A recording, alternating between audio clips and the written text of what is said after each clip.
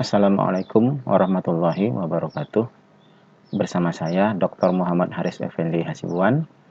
Saya adalah dosen FKIP Program Studi Pendidikan Kimia di Universitas Jambi. Hari ini saya merasa terhormat dan senang sekali diundang menjadi salah satu invited speaker untuk berbicara di Seminar Nasional Kimia dan Pendidikan Kimia tahun 2020 ini yang dilaksanakan oleh jurusan Kimia FMIPA UNES, Universitas Negeri Semarang. Universitas Jambi dan UNES sejauh ini telah banyak melakukan kegiatan kerjasama dan telah banyak menghasilkan karya-karya bersama. Untuk undangan ini saya ucapkan ribuan terima kasih kepada panitia.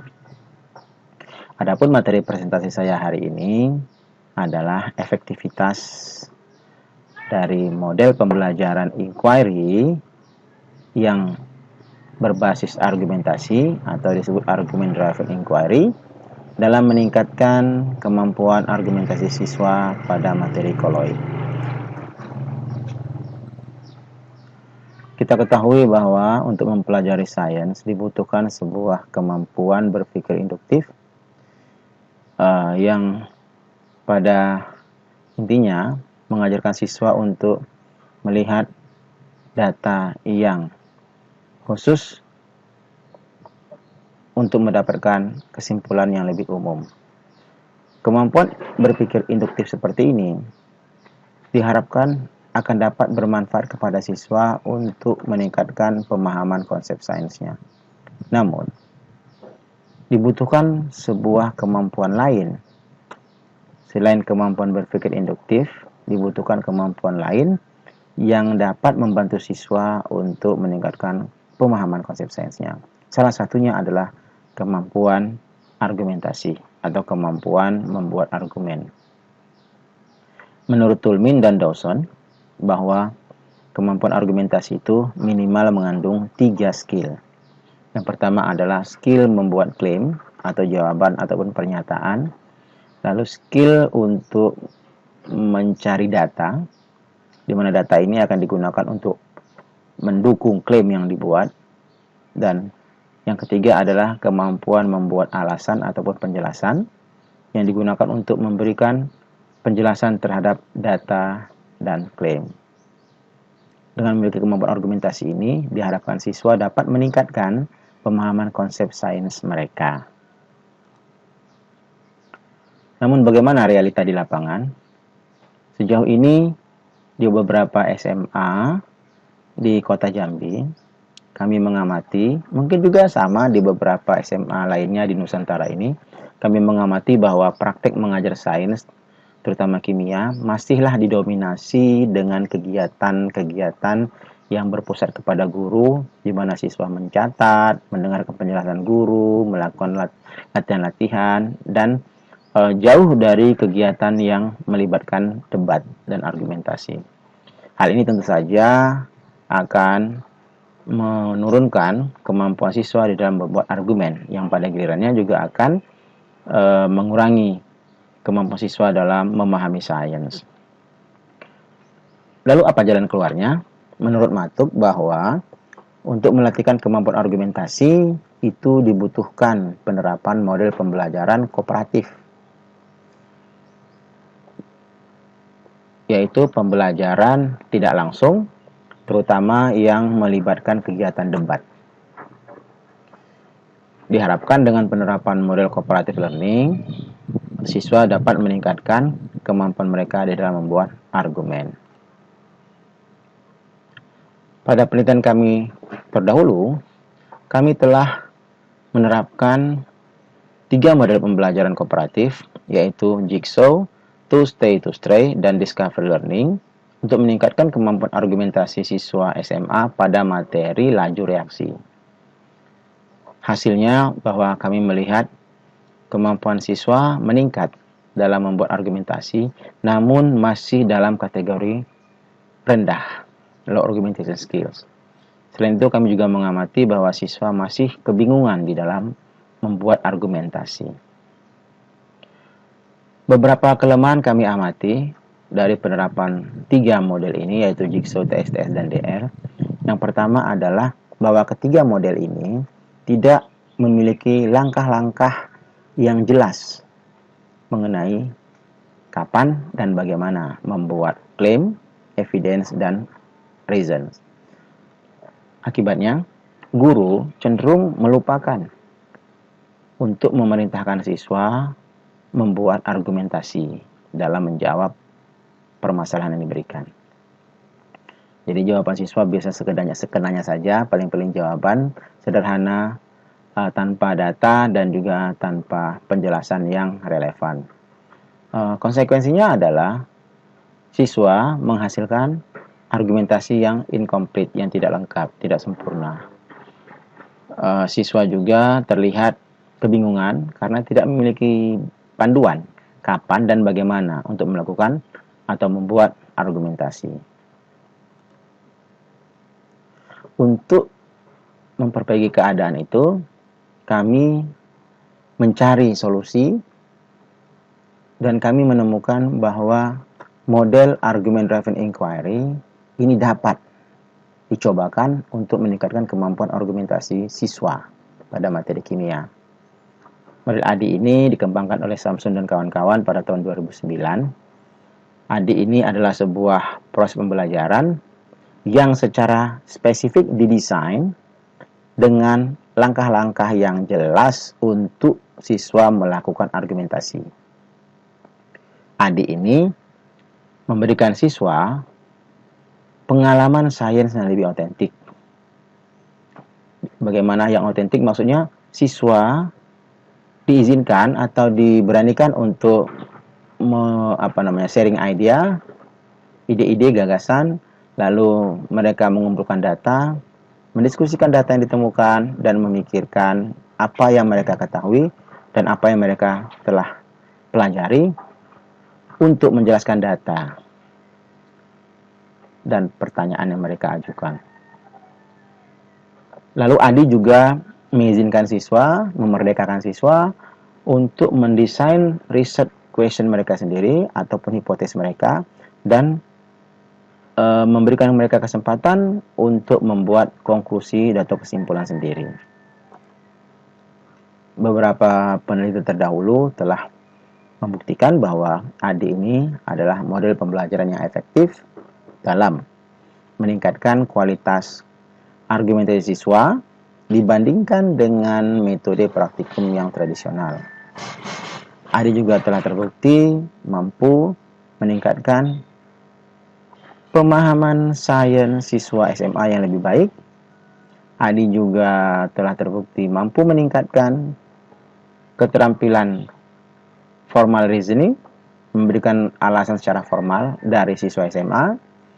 ADI juga telah terbukti mampu meningkatkan formal reasoning dari mahasiswa keguruan dan meningkatkan juga pemahaman konsep mereka yang memiliki miskonsepsi di dalam sains. Selanjutnya, ADI juga telah mampu membawa perbaikan pada kemampuan argumentasi siswa guru dan peningkatan dari pemahaman konten mereka. Dan ADI juga telah terbukti mampu meningkatkan partisipasi aktif siswa SD dalam mempelajari sains. Inilah sekelumit dari bukti-bukti efektivitas ADI dalam meningkatkan kemampuan argumentasi siswa. Namun demikian, walaupun ADI telah terbukti mampu meningkatkan kemampuan argumentasi siswa, ADI perlu dibandingkan dengan model pembelajaran lain yang sudah ada lebih dahulu. Salah satunya adalah inquiry based learning. Pembelajaran berbasis inquiry atau penemuan. Didesain oleh John Dewey di tahun 1900-an.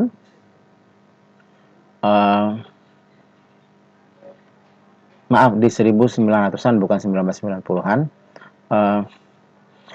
Inquiry ini memfasilitasi siswa untuk membuat investigasi penyelidikan.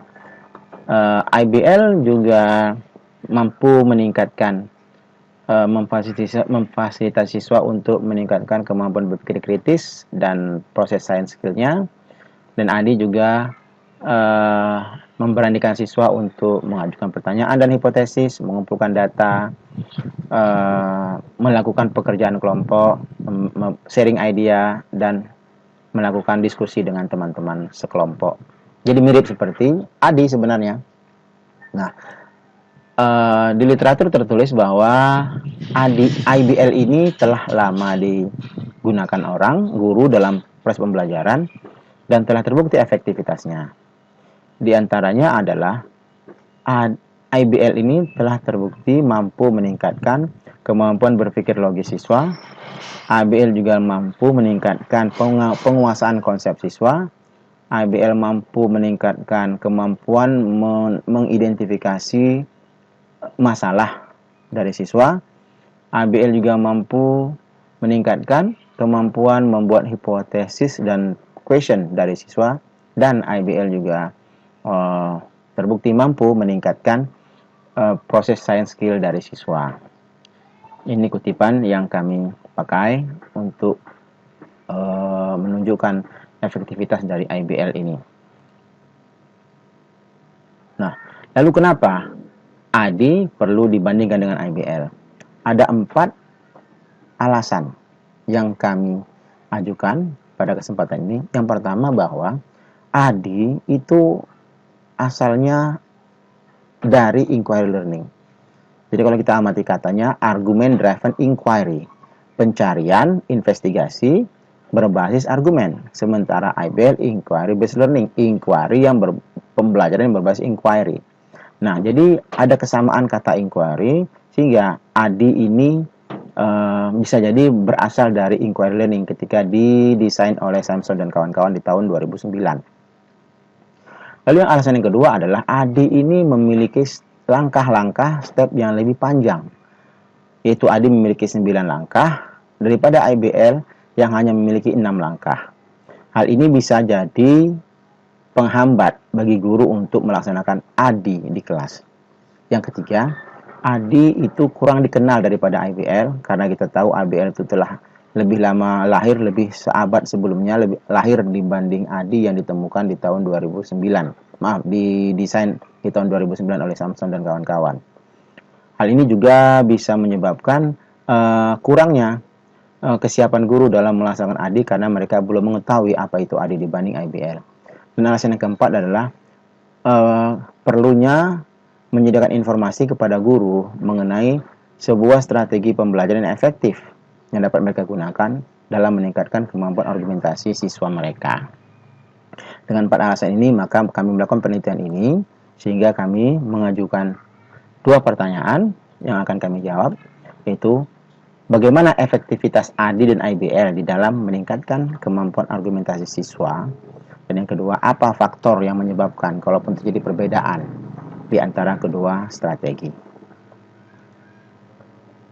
Metodologi yang kami gunakan adalah kuasi eksperimen dengan post-test only group design. Kami melibatkan 105 siswa SMA di Jambi pada tahun 2019, tahun lalu, akhir tahun lalu kami laksanakan penelitian ini. Dan 105 siswa ini dikumpulkan dengan random assignment, tapi yang kami random adalah kelasnya, bukan siswanya. Dan kami tetapkan menjadi kelas pertama menjadi ADI 1, lalu kelas ADI 2, dan kelas IBL. Ini adalah rancangan dari penelitiannya. Ada 3 kelas, ADI 1, ADI 2, dan kelas IBL. Pada ADI 1 diberikan pembelajaran ADI, Argument Driven Inquiry. Pada kelas ADI 2 juga diberikan pembelajaran yang sama, yaitu Argument Driven Inquiry. Dan pada kelas Inquiry Learning diberikan Argument Based Learning. Lalu hasil belajarnya, yaitu post-testnya, diukur dengan tes argumentasi.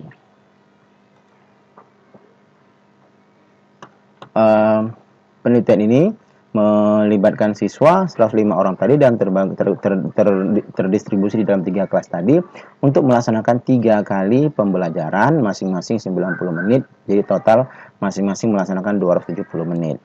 Ini adalah deskripsi dari pembelajarannya, di mana pertemuan pertama, kedua, dan ketiga masing-masing 90 menit. Pada pertemuan pertama, siswa mempelajari berbagai sistem koloid. Pada pertemuan kedua, siswa mempelajari sifat-sifat dari larutan koloid, senyawa koloid, dan pada pertemuan ketiga, siswa mempelajari penggunaan koloid dalam senyawa koloid dalam kehidupan sehari-hari. AD1 sebanyak 35 orang, AD2 sebanyak 35 orang, dan IBL juga sebanyak 35 orang. Kami bagi ke dalam 7 kelompok masing-masingnya, yang masing-masing kelompok terdiri atas 5 orang siswa. Data kami kumpulkan menggunakan argumentation test, tes argumentasi, yang meminta siswa untuk memberikan klaim, evidence, dan warrant atau reason. Dan juga kami lakukan field notes, observation, kami catat, kami amati, kami lihat event ataupun kejadian apa yang ada selama pembelajaran di ketiga kelas.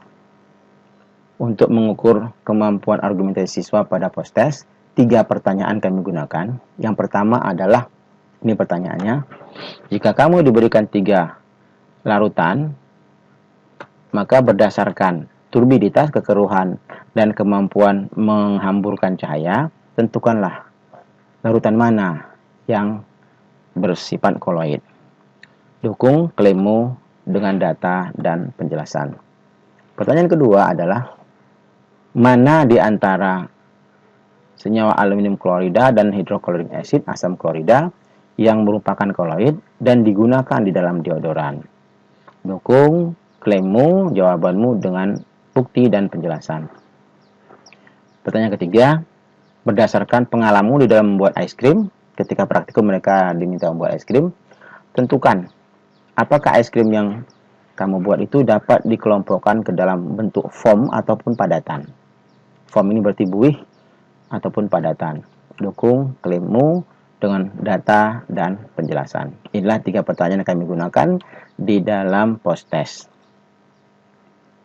Untuk menganalisis data yang telah kami kumpulkan, kami menggunakan sebuah rubrik yang kami publikasikan tahun lalu, terdiri atas 5 level 1, 2, 3, 4, 5, dengan skor 2 sampai 10. Nah, pada level tertinggi ini deskripsinya adalah klaimnya benar dan komplit, datanya benar dan relevan, alasannya benar dan mampu menghubungkan data ke klaim. Gradasinya ke bawah sampai menjadi level 2 dapat dilihat sendiri pada tabel ini. Setelah kami olah datanya menggunakan rubrik ini dan kami lakukan secara inter-rater evaluation, yaitu melibatkan lebih dari 1 atau melibatkan 2 orang researcher, peneliti, untuk melihat kesamaan atau internal validity dari jawaban siswa. Lalu kami olah datanya menggunakan SPSS 23, kami uji data deskriptifnya, lalu kami gunakan one way ANOVA, dan kami data field note observation-nya kami olah menggunakan metode analisis interpretatif. Hasil dan pembahasan. Nah, ini adalah uji prasyarat untuk melaksanakan ANOVA.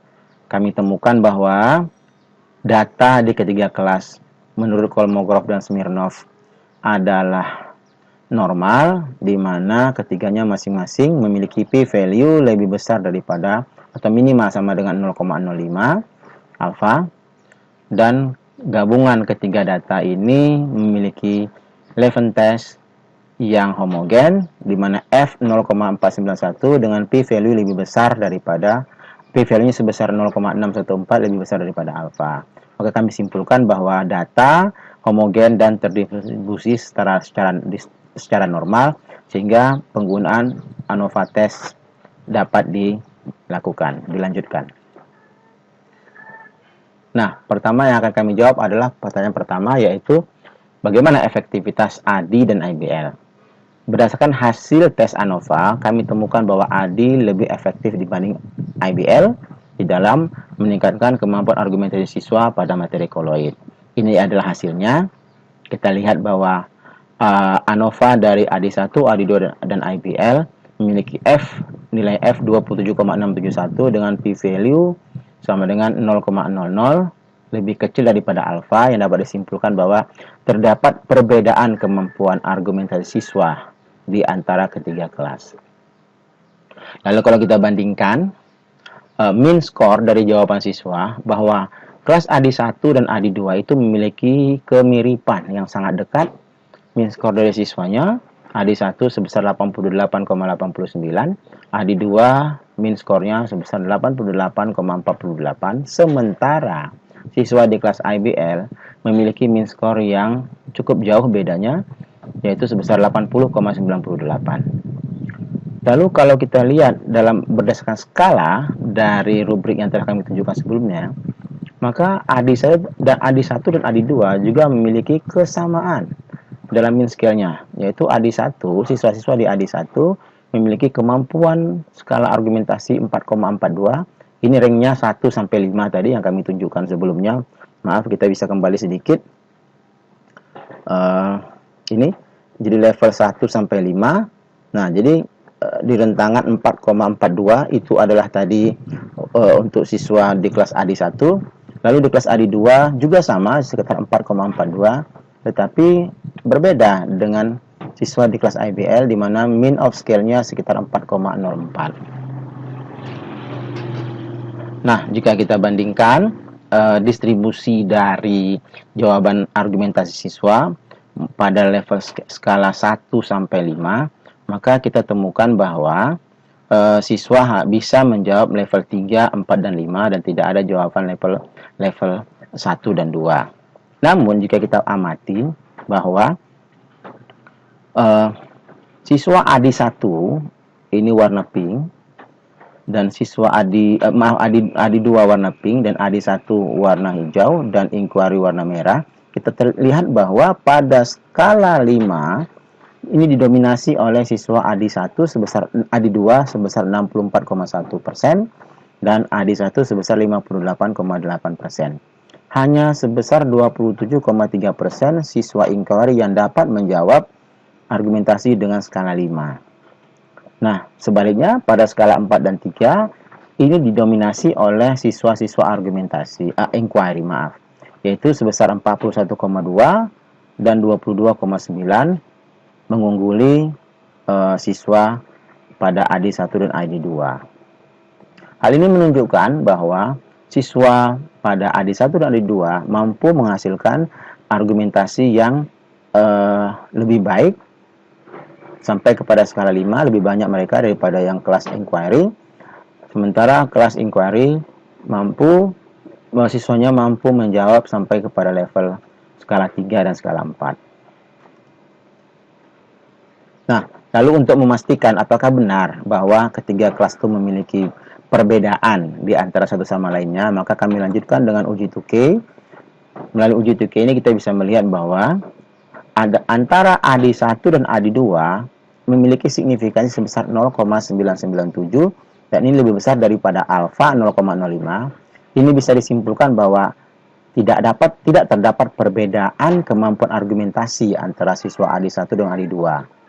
Namun, terdapat perbedaan antara AD1 dan IBL, AD2 dan IBL, karena nilai signifikansi keduanya dibanding IBL adalah sebesar 0,00, lebih kecil daripada alfa 0,05, sehingga dapat disimpulkan bahwa terdapat perbedaan kemampuan argumentasi siswa AD2 dan AD1 dibanding IBL. Nah, sampai di sini kami semakin yakin bahwa model pembelajaran ADI itu lebih efektif dibanding IBL dalam meningkatkan kemampuan argumentasi siswa pada materi koloid yang kami gunakan. Nah, pertanyaan kedua adalah faktor apa yang menyebabkan perbedaan argumentasi di antara siswa ADI dan siswa IBL. Ini adalah hasil dari field notes. Kita bisa lihat bahwa ADI itu memiliki 9 langkah. Yang pertama adalah content delivery, problem identification, pengumpulan data, membuat argumentasi tentatif, yaitu claim, data, dan reason, lalu Langkah kelima adalah membuat diskusi argumentasi, lalu membuat laporan argumentasi, lalu ada double blind peer review lagi, lalu siswanya diminta membuat revisi dari laporannya, dan terakhir adalah diskusi kelas. Sementara kalau kita bandingkan pada inquiry hanya memiliki 6 langkah. Langkah pertama ini content delivery, mirip dengan angka ADI. Langkah kedua, penentuan problem dan question, mirip dengan ADI. Dan langkah ketiga, inquiry, ada langkah membuat hipotesis. Hipotesis sementara pada ADI tidak ada. Lalu langkah keempat pada inquiry, ini mirip seperti langkah ketiga pada ADI, yaitu pengumpulan data. Hal ini kami simpulkan bahwa kedua siswa pada kelas ADI dan inquiry itu memiliki pengalaman belajar dan aktivitas yang sama. Namun, jika kita amati pada langkah berikutnya, di mana pada langkah keempat ADI, ini siswa diminta membuat argumentasi yang tentatif, yang sementara kelas inquiry, siswanya tidak diminta membuat argumentasi, tapi hanya diminta membuatkan eksplanasi langsung. Setelah mereka mengumpulkan data di tahap keempat, mereka langsung diminta membuat penjelasan terhadap hipotesis yang mereka kumpulkan. Apakah benar atau tidak hipotesisnya? Apakah bisa diterima atau tidak? Nah, kedua jenis perlakuan dan pengalaman belajar ini kami simpulkan bahwa siswa di kedua kelas ADI dan inquiry ini memiliki pengalaman dan aktivitas belajar yang berbeda. Kita lanjutkan. Pada langkah kelima, keenam, ketujuh, kedelapan pada ADI, ini sama sekali tidak dimiliki oleh kelas IBL. Dan ini kami simpulkan lagi bahwa ADI ini memiliki 4 langkah argumentasi yang tidak dimiliki oleh siswa-siswa di kelas inquiry. Maksudnya di kelas IBL. Dan kami bisa interpretasikan bahwa siswa ADI dan IBL memiliki pengalaman dan aktivitas belajar yang berbeda. Lalu di tahapan terakhir, bahwa kedua kelas sama-sama diberikan perlakuan yang sama, yaitu siswa diminta untuk melakukan diskusi kelas untuk membuat kesimpulan umum. Dan ini kami simpulkan, kedua siswa memiliki aktivitas belajar dan pengalaman belajar yang sama. Nah, berdasarkan dari temuan kami di field notes itu, maka kami bisa simpulkan bahwa yang menyebabkan perbedaan dari kemampuan argumentasi siswa di kelas ADI dan IBL adalah ADI memiliki langkah-langkah yang jelas di dalam membuat argumentasi. Sementara IBL tidak memiliki langkah yang jelas di dalam membuat kemampuan argumentasi.